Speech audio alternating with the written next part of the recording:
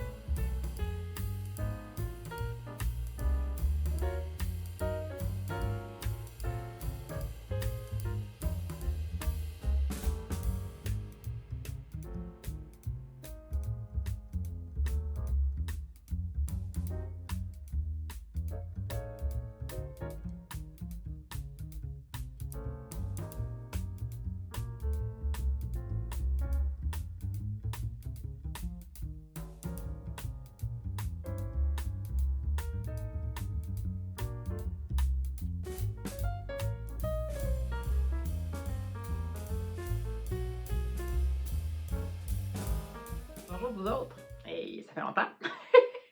On est rendu le mercredi 29 octobre.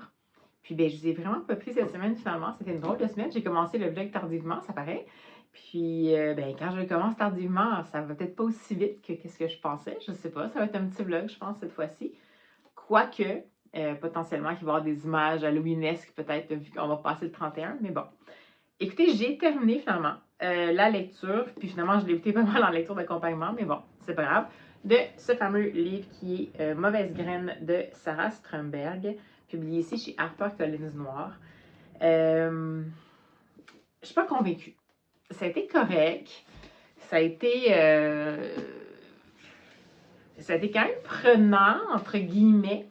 Mais finalement, le côté original un peu de l'héroïne dont je vous parlais, que je me disais, ah ben c'est le fun que justement c'est une. Ben, évidemment, c'est une journaliste, donc déjà c'est différent un peu, qui fait une enquête. C'est une femme d'une certaine expérience de vie, qui a une certaine expérience de vie, donc dans la cinquantaine, qui se pose beaucoup de questions sur où est-ce qu'elle est rendue dans la vie, en plus qui est ménopausée, qui est, donc vraiment quelque chose qu'on voit vraiment pas souvent. Donc j'étais comme, bon.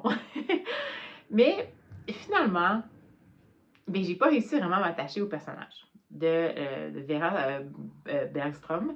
Je l'ai trouvé un peu géniarde. C'est plate parce qu'il y avait vraiment un bon potentiel concernant ce qui caractérisait son personnage, ce qui semble être son histoire familiale. Il y a des choses même qu'on sait, mais qu'on ne sait pas tout sur son histoire de famille, comme sa mère n'est plus là, mais on sait en partie pourquoi, mais pas totalement, puis ça semble l'avoir marqué. Son père est paralysé. Bref, donc il y a des choses quand même qu'on connaît, mais globalement, c'est la façon dont ça s'est articulé, ça s'est articulé de façon à ce que ce personnage-là est juste comme en perte de repère, c'est pas trop se garrocher, va finir par se laisser happer par le fait que, malgré qu'elle s'est faite, entre guillemets, jeter par le fameux journal en question pour lequel elle travaillait pendant 30 ans, puis ils ont décidé de fermer des antennes locales, puis elle a comme été partie avec l'eau du bain, alors que ça faisait super longtemps qu'elle était là, puis elle a vraiment pris ça difficile. En même temps, son copain l'a quitté parce qu'il la trompait, bref, tout allait mal. Mais c'est ça, elle va renouer avec le journalisme parce que il va y avoir cette fameuse mort inexpliquée-là dans les environs, puis il y aurait besoin comme le nom de correspondant temporaire. Et c'est un peu un côté aussi, ben pas malsain, mais comme en fait, elle va retourner vers une entité qui l'avait définie à 100%, donc elle vivait que pour le journalisme. Elle avait une relation qui était à la limite malsaine, justement, avec le journalisme. Puis, ben, le journal en tant que tel ne l'a pas tant bien traité parce qu'elle a été mise de côté, puis sans précaution, sans plan B et tout ça, qu'elle s'est ramassée à devoir enseigner. Puis elle va retourner vers ça. Fait que c'est sûr que cette dynamique-là, ça aide pas trop. Puis en même temps, elle est pas bien, elle mange pas, elle boit tout le temps. Bon, et si vous allez me dire, ben oui, mais il y a plein d'enquêteurs, des policiers qui sont comme ça dans les romans policiers ou les thrillers ou les polars nordiques, surtout les polars nordiques en effet, parce que c'est suédois. C'est pas faux. Mais il y a une grosse partie du livre qui est comme l'intériorité de ce personnage-là. Puis habituellement, ça nous aide à comprendre plus le personnage en 3 dimensions, à justement mieux, je sais pas avoir avoir peut-être des fois de l'empathie ou peu importe par rapport à ce que le personnage vit puis que c'est son histoire. Puis là, ben, on l'apprend. Ça nous est plus raconté qu'on le perçoit réellement. Puis ça, d'ailleurs, c'est un autre bémol que j'ai. Dans ce roman-là, les émotions en tant que telles ou les montées de tension qui vont générer des émotions chez les personnages, parce qu'il y a quand même des moments où ça va être tendu, ou ça peut être dangereux pour certains personnages, ils vont arriver tellement soudainement qu'on ne prend pas le temps de faire la montée de tension, ce qui fait qu'on est obligé de pallier au fait que la tension n'a pas pris le temps d'être montée correctement pour qu'on va nous garrocher des mots intenses au visage pour qu'on comprenne l'intensité de l'émotion qui, en ce moment, est vécue par les personnages, alors que si on avait juste pris le temps de un peu mieux répartir les signaux un peu d'alarme, puis prendre un peu plus de temps sur justement créer une ambiance qui fait en sorte que le lecteur perçoit exactement où est rendu le personnage, puis comment à être stressé aussi, ben on n'aurait pas eu besoin que ce soit si extrême. Puis comme ce sont des mots qui sont extrêmes, c'est pas dans le sens qu'ils sont pas corrects, c'est pas des mauvais mots, c'est juste que c'est tellement soudain puis extrême que ça fait comme plaqué, ça fait un peu caricatural, ça enlève un peu comme pour moi de, entre guillemets, magie à la fiction ou de on y croit moins. Fait que j'ai vraiment pas été convaincue. Mais par les personnages particulièrement, par l'écriture aussi, il y a un peu de vulgarité qui n'est peut-être pas nécessaire. Puis là, je veux dire, dans le policier, c'est souvent, mais je sais pas, si je vous le mentionne, c'est parce que, oui, c'est dans les autres romans policiers, c'est présent, mais visiblement, ça doit être utilisé de façon un peu plus judicieuse peut-être, ou avec parcimonie. Puis là, on dirait vraiment que c'est comme saupoudré, puis ça amène rien de plus.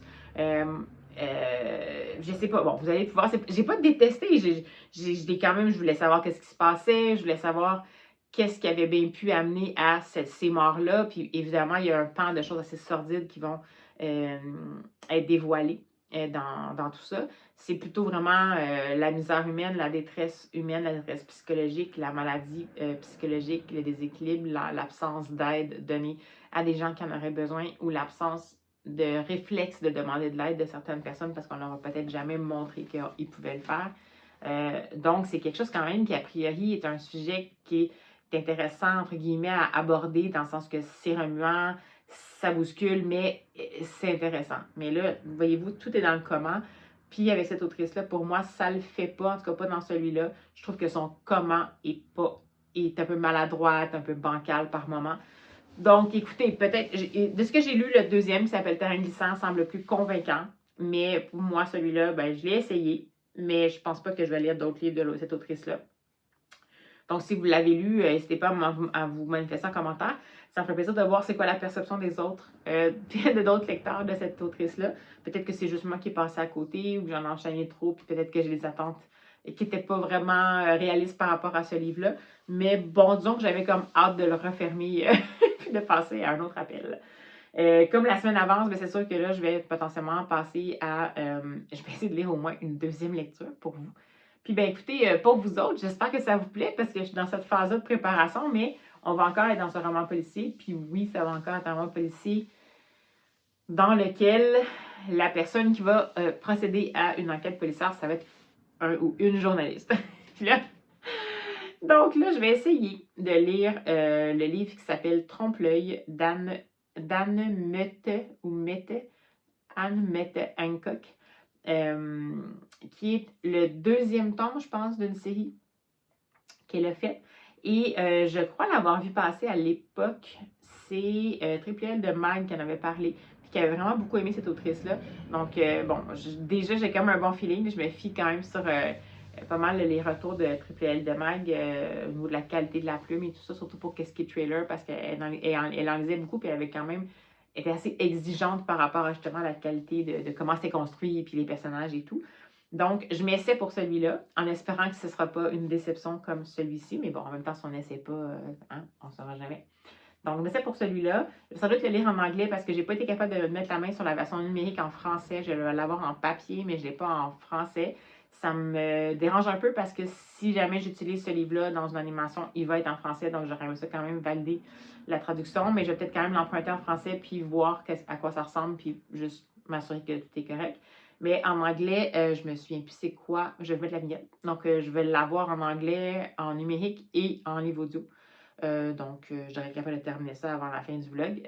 Puis, ben, peut-être que ce vlog-ci va encore s'étirer un peu aussi parce que j'aurai pas des tonnes de contenu. Mais il y a des semaines où je dis ça, puis finalement, le contenu n'arrête pas de s'accumuler soudainement. Ça déboule, ça déboule.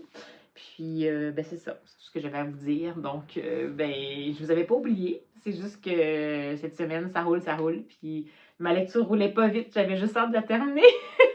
Et ça allait pas vite. Je vais voir si je fais encore des micro-lectures. Mais j'aime des micro-lectures. Non, c'est que c'est pas des romans. Cette semaine. Si c'est le cas, je vais vous en parler.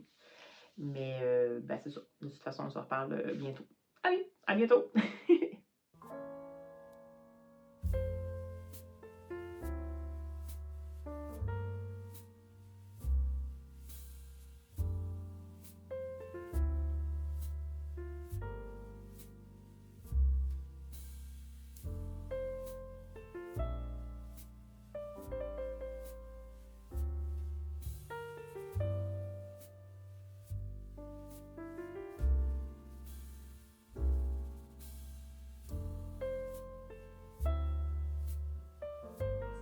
Râpées un peu, ouais, c'est des patates râpées, dans une très grosse lamelle que tu fais revenir dans une poêle jusqu'à ce que ce soit bien doré, etc.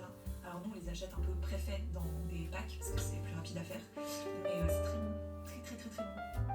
Ça, je vais refaire une soupe à la courge parce que l'autre jour avec ma maman j'ai utilisé que la moitié des 3 courges que j'avais et c'était largement suffisant. Hey, coucou! Alors, on se parle, on est le jeudi 30 octobre. Pause repas pluvieuse, comme vous pouvez voir, le début de la pluie, c'est fait. On en a pour 2 jours et malheureusement, les petits Halloweeniens et Halloweeniennes vont devoir faire face aux intempéries, malheureusement.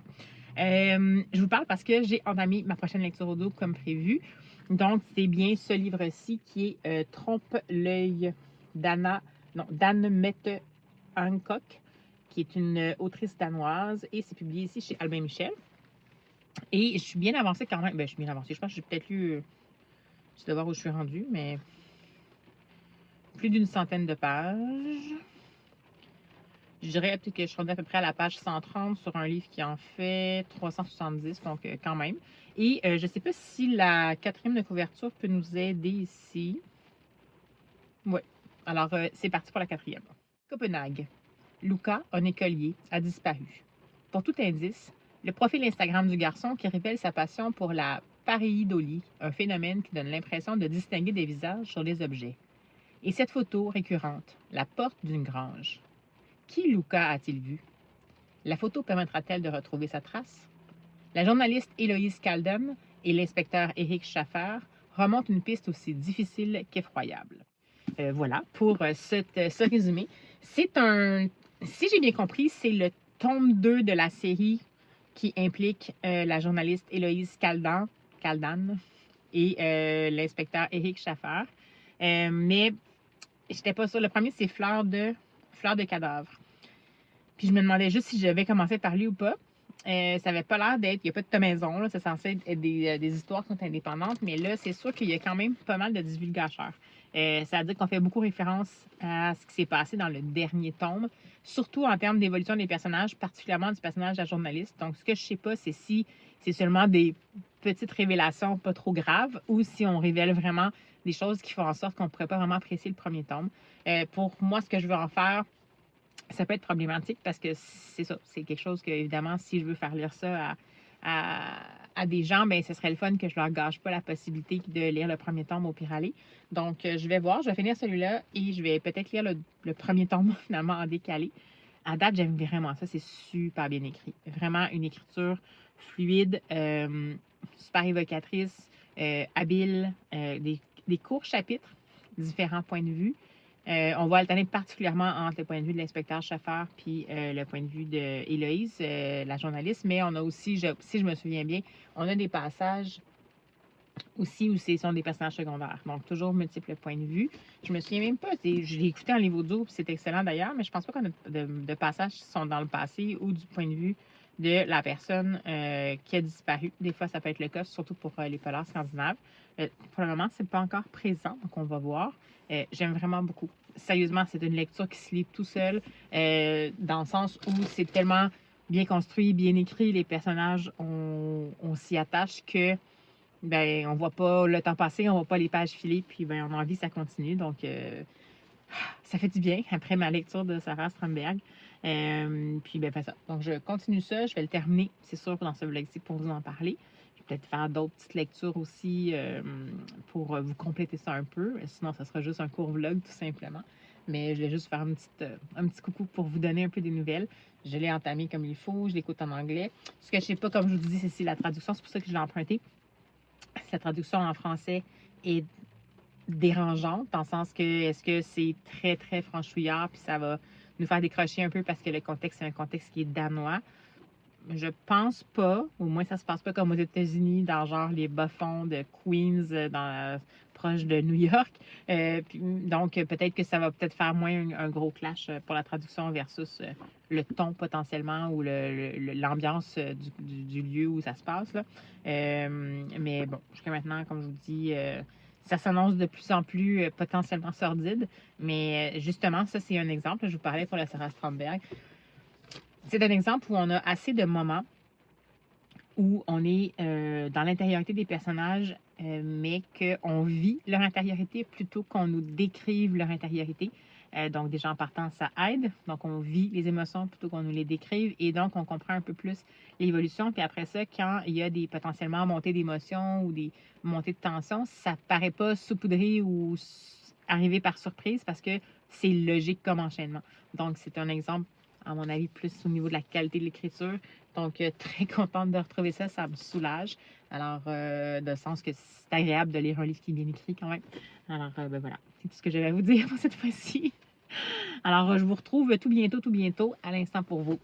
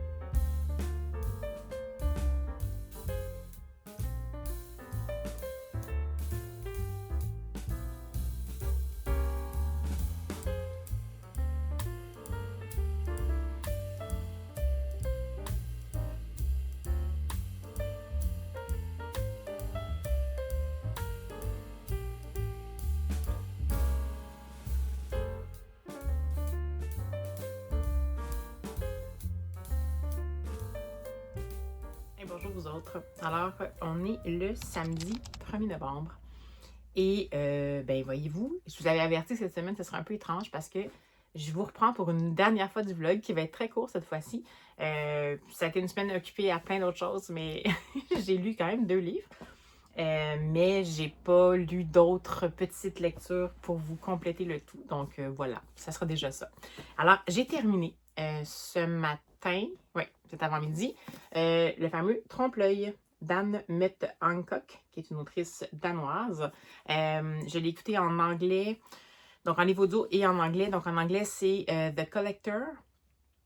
Et d'ailleurs, par après, je me demande même, je pense que je préfère presque Trompe-l'œil.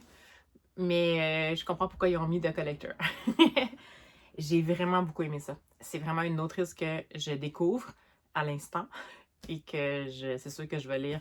Mais en fait, là, le seul autre qu'elle a écrit, c'est Fleur de cadavre, qui est le premier qu'elle a écrit en 2017 en danois. Et ensuite, ça a été traduit et tout ça. Mais bon, ce que je comprends, c'est que ça va toujours être, en tout cas jusqu'à maintenant, c'est toujours avec le même duo, soit la journaliste Héloïse Caldan et le policier Eric Schaffer. J'ai vraiment beaucoup aimé ça. Et comme je vous dis, là, c'est ce que je vous avais donné comme première impression concernant ma perception de la qualité d'écriture. Ça s'est avéré jusqu'au bout. Très bien construit.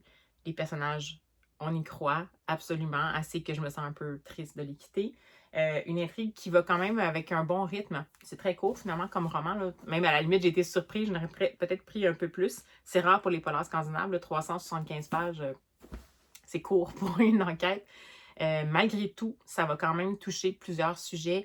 Des sujets qui sont quand même durs au niveau... ouais, enfin, on est toujours dans la violence, évidemment, dans les crimes. Il y a peut-être quelques traumas-avertissements. Oui, quand même, il pourrait y avoir quelques traumas-avertissements. On est encore dans ce qui est violence envers des clientèles, disons, vulnérables, je dirais, domestiques et vulnérables. Mais ce que j'ai bien aimé, puis c'est un petit peu ce que je retrouve peut-être chez Camilla Läckberg, même si c'est absolument pas une autrice suédoise, c'est que l'autrice est capable de nous faire vraiment bien comprendre la gravité, la profondeur des thématiques qui sont abordées, donc que ça va toucher, que l'enquête va toucher, mais on ne va pas s'apesantir sur le sujet. Il va souvent avoir, disons, un début de mise en contexte un peu plus direct, un peu plus descriptive, puis ensuite on va arrêter le chapitre là. Donc c'est quand même un enchaînement de chapitres assez court. Et ça va permettre de donner un rythme. Ça va aussi permettre au lecteur de poursuivre dans sa tête la suite des choses. Et je trouve que c'est suffisant pour qu'on comprenne bien. On n'a pas besoin d'aller plus loin que ça, finalement. Il faut faire confiance au lecteur pour comprendre un peu à l'horreur de situations potentielles. J'ai beaucoup aimé il y avait quand même des thématiques un peu parallèles, donc qui sont cette fois-ci poursuivies pas poursuivies, mais abordées par la journaliste particulièrement, Héloïse Caldan, qui dès le départ, comme on le sait, en fait, je me souviens plus si on le dit dans la 4e de couverture. Non. Elle va se lancer au départ dans un article qui traite du syndrome post-traumatique par rapport aux soldats. Puis ça va quand même demeurer en parallèle cette réalité-là qui va s'entremêler éventuellement à l'enquête, mais on ne saura pas avant un certain temps est-ce que c'est important qu'elle soit entremêlée ou pas. Mais ce qui est intéressant, c'est que malgré le fait, ça demeure quand même le point de départ de la journaliste. Et c'est quand même une thématique qui est connue, vous allez me dire, on en parle souvent dans les médias, mais dans les romans policiers, c'est rare que c'est comme une thématique parallèle avec là, ce qui semble s'avérer être un enlèvement d'enfants et tout ça. Puis, je sais pas comment l'expliquer parce que je peux pas vous en dire parce que c'est un trailer, mais j'ai aimé, bon ok, je recommence. J'ai aimé le choix des thématiques que j'ai quand même trouvé, s'il y en a qui étaient plus, disons, connus, pas connus, mais plus abordés souvent. Il y en avait d'autres qui étaient moins abordés souvent, puis pas juste les deux que je vous ai mentionnés. Puis j'ai trouvé que justement, c'était des bons choix thématiques qui étaient abordés de façon pas très profonde, mais pas trop en surface, de façon à ce qu'on ait l'impression que ça a juste été plaqué là pour nous donner l'impression qu'on les aborde. Les personnages, encore une fois, sont bien construits. On comprend rapidement c'est quoi comme le nœud un peu important de cette fameuse équipe-là. L'écriture, comme je vous dis, est vraiment de qualité. Vraiment, on voit les dialogues, c'est fluide, les narrations, c'est fluide, le dosage, description, narration, les échanges de points de vue, super, vraiment efficace. Et le rythme aussi qui est très bon. C'est pas un rythme haletant, mais c'est un rythme qui est suffisamment dynamique pour qu'on se laisse prendre par l'histoire rapidement puis qu'on ait vraiment envie de savoir la suite. Et c'est sûr que là, dans ce cas-ci, moi, je l'avais abordé en me disant, ben il y a quand même une journaliste qui mène l'enquête, et c'est vrai. Cela dit, ça reste que même si on va avoir les deux points de vue, il y a quand même un accent un peu plus important qui est mis sur l'enquête qui est menée, donc l'enquête officielle par l'enquêteur. Et, euh, et en fait, il va y avoir des liens entre eux deux, c'est-à-dire qu'ils se connaissent, ça c'est correct, mais je veux dire, pendant le déroulement de l'enquête, il va y avoir des liens entre eux deux, mais ce ne sera pas super fréquent. C'est plus nous, comme lecteurs, qui, comme on va suivre les deux potentielles pistes qui sont pas nécessairement du tout qui vont pas nécessairement dans la même direction, que là, nous autres, dans le fond, ça va être intéressant pour nous d'avoir les deux points de vue, donc un point de vue qui est un point de vue d'enquête journalistique d'investigation et un point de vue qui est plus police traditionnel. Je trouve quand même que la dimension de journalisme, elle a un peu moins de place, comme je vous disais, ne serait-ce qu'en nombre de fois où on a le point de vue de la journaliste, mais aussi le journalisme en tant que tel ou le journaliste d'investigation. On donne cette profession-là au personnage d'Héloïse et on l'exploite, mais c'est comme pas non plus une façon de nous faire découvrir nécessairement un peu plus ce principe-là. Il n'y a pas vraiment de... Il y a un petit peu de dynamique de salle de rédaction, là, mais pas tant que ça. On n'en apprend pas beaucoup sur le déroulement day-to-day de ce métier-là. On en apprend plus sur la vie personnelle de la journaliste, alors qu'on en apprend plus sur la vie professionnelle de l'inspecteur. Donc, j'ai vraiment beaucoup aimé ça, mais c'était pas nécessairement ça à quoi je m'attendais. Cela dit, j'ai rarement vu ce genre de formule-là d'enquête à quatre mains, parce que c'est comme s'il n'y a pas tant de communication sauf vers la fin. En même temps, c'est quand même vraiment intéressant. Le seul autre duo que je connais, là, je n'ai pas tout lu non plus, mais d'enquêteur versus journaliste, c'est celui qui est proposé par Jornia Horst, qui est avec l'inspecteur Wisting et sa fille. Donc, l'inspecteur Wisting, qui est un inspecteur bien entendu, et sa fille, qui est journaliste d'investigation également. Et dans ces deux-là, on va vraiment suivre en profondeur les deux enquêtes, entre guillemets. Donc, l'enquête policière et le filon journalistique que la fille de l'inspecteur Wisting va avoir. Et ils vont se parler de façon informelle, puis éventuellement, ça va finir par se croiser. Mais c'est vraiment deux voies qu'on sait par convention qui vont finir par se croiser. Alors que dans l'approche de Anne Mette Hancock, on ne sait pas nécessairement si ça va se croiser. Puis on ne suit pas beaucoup en profondeur l'enquête de la journaliste. Donc pour moi, peut-être que j'aime mieux le dosage, peut-être que je retrouve dans Jornia Horst on va beaucoup plus en apprendre quand même sur le journalisme aussi. Donc on a un petit peu plus un équilibre entre les deux que dans celui-ci. Mais malgré tout, j'ai trouvé ça vraiment intéressant.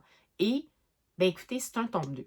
On va se le dire. Là. Je me disais, bon, ben il n'y a pas de maison, puis c'est sûr que ça peut être lu de façon indépendante du premier, mais de ce que je comprends, c'est que le duo d'Héloïse Caldan et Éric Schaffer se crée dans le premier, qui s'appelle Fleur de cadavre.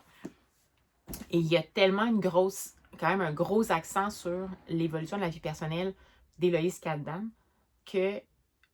Mais on se fait potentiellement divulgacher, là, vraiment. Fait que je pense que je vais lire quand même rapidement, peut-être même, je vais peut-être le lire cette semaine, parce que, en fait, c'est comme je vous dis, c'est pour le boulot, fait que je peux pas tout le temps attendre. En temps normal, je les aurais pas enchaînés. Puis bien là, c'est ça clair que moi, je vais être un peu biaisée parce que je sens que j'ai été divulgachée en lisant le deuxième. Parce qu'il n'y a pas juste des références légères, il y a quand même beaucoup de références au niveau personnel, interpersonnel, en fait. Puis la relation entre les deux, donc policier, journaliste, qui sont mentionnés à travers l'histoire. Pas juste au début, on te rappelle, ou c'est vraiment semé là. Donc, à ce moment-là, c'est peut-être pas. Puis ce que j'aimerais savoir, c'est que dans le premier, peut-être que la place est plus grande aussi qui est donnée pour la journaliste. Parce que je pense que l'histoire du premier, ça tourne plus autour, personnellement presque, de la journaliste. Donc, j'imagine qu'à ce moment-là, l'accent va être plus mis sur elle. Dans celui-ci, c'est comme si c'était vraiment une enquête. L'accent est mis sur l'enquête policière, avec sa quête à elle qui est un peu en parallèle, mais c'est un peu plus centré sur l'enquête policière. Donc, mais cela dit, j'ai vraiment beaucoup aimé ça. C'est une très bonne découverte. Je vous la suggère vraiment. Je sais juste que j'ai pas de vocabulaire à cette heure-ci. Je vous la suggère absolument, sans hésiter. Puis éventuellement, il va falloir que j'apprenne comment prononcer son nom, parce que vraiment, Anne Anne-Mette Hancock, donc une autrice danoise, et cette fois-ci, c'est Trompe-l'œil, mais commencez par Fleur de cadavre. Parce que si commencez par lui, vous allez comprendre, c'est pas, j'ai compris. Mais je me suis sentie un peu comme...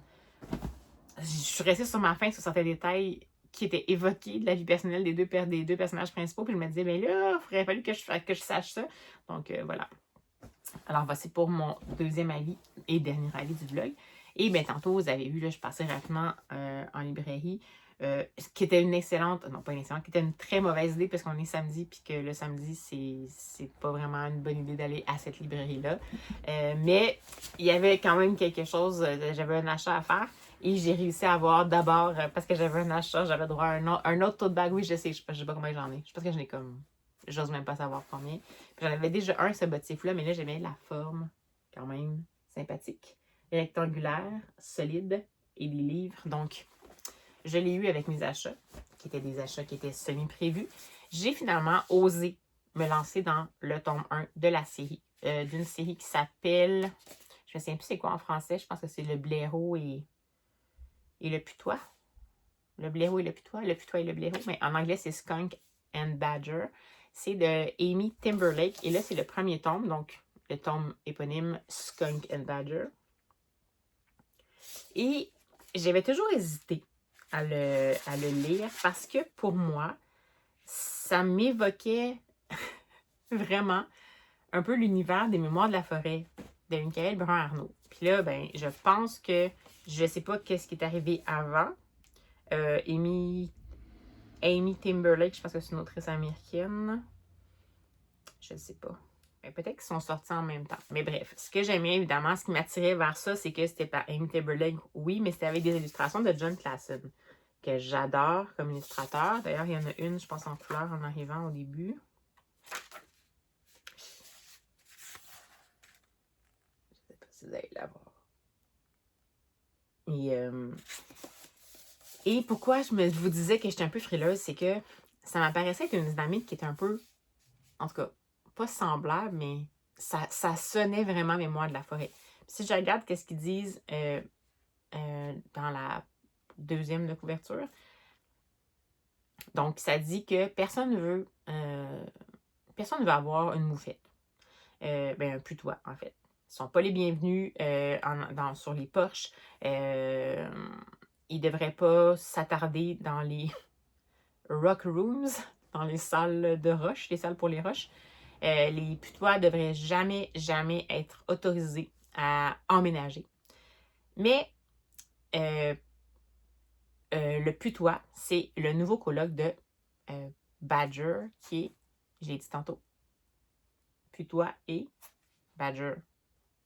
Ah! Bon, je vais vous le mettre. Donc, c'est le nouveau coloc de Badger. Et il n'y a pas rien que Badger va pouvoir faire avec le fait qu'il va avoir une nouvelle coloc qui est un putois. Et donc, voilà, il va falloir qu'il apprenne à s'adapter à tout ça. Et le putois va débarquer dans la vie de Badger. Et Badger, sa vie, évidemment, va s'en retrouver complètement mis sans dessous. Parce que, ben, le putois, c'est quelqu'un qui est très... un peu bordélique, là, il va avoir des patates qui vont être laissées dans les coins, il va avoir des taser flipped, il va avoir des confrontations avec d'autres animaux, le putois va relever la queue puis ils vont arroser des animaux alors qu'il ne faut pas. Et bref, ça va être, j'imagine, leur début ensemble, leur vie à deux, leur adaptation. Je sais pas pourquoi dans celui-là, en fait, dans le premier, voyez-vous, je vois pas trop la différence entre Skunk and... Ah, voilà en arrière. Bon, ça dit pas la même chose. Mais dans le fond, je sais pas pourquoi ça me faisait penser à Mémoire de la forêt, mais je pense que c'est à partir du tome 2 que ça ressemble vraiment beaucoup. Ça faisait même penser un peu comme à la librairie, puis les quêtes qu'ils font ensemble avec les animaux. Bref, voyez-vous, là, je m'en trouve complètement déboussolée parce que finalement, ça semble pas être le cas. Mais j'avais vraiment envie de le lire. Donc, un livre pour la jeunesse, Skunk and Badger, publié chez HarperCollins Canada, que je me suis procuré. Et ben voilà, c'était mon petit achat de la journée. Et ben sur ces bonnes paroles, je vais conclure le vlog ici, qui sera très court, comme vous l'avez bien compris. Et je vais de ce pas en commencer un nouveau. Et ben, j'espère que cette semaine-là, qui était un peu plus en mode, je vous mets des images paralittéraires, ça vous a plu quand même. N'hésitez pas à mentionner en commentaire si vous avez déjà lu, par exemple, Anne Mette Hancock, ou bien si ça vous a donné envie de la lire. Ça serait vraiment chouette. J'aimerais ça voir si je suis la seule qui la connaissait pas.